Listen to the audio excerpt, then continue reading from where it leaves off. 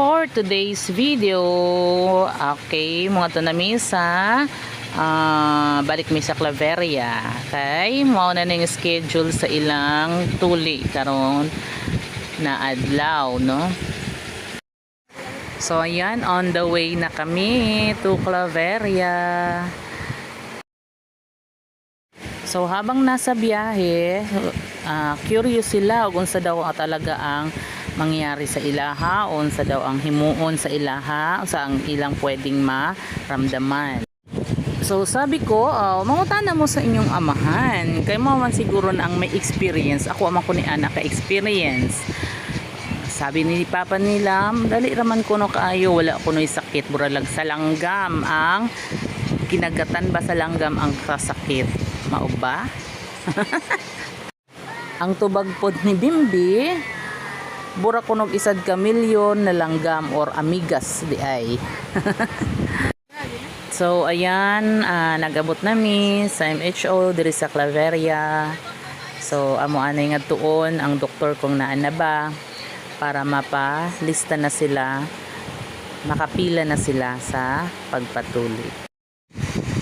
So ayan, nagsulod nami, mughulat anay mi kung unsang sabihon sa amoa.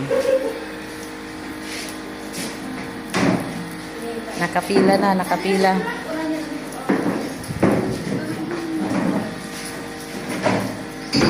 Ay, diba?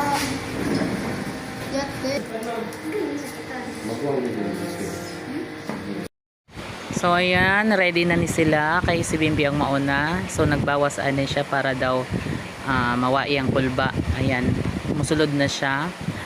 So gipakuan anay sila timbang diraa.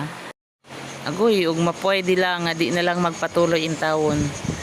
Kay ramdam na ko ang sakit sa ilahang gibatsyag. Nagbaw tawag syagit sa kasakit. Pag itay mahimo na inahan, antos lang.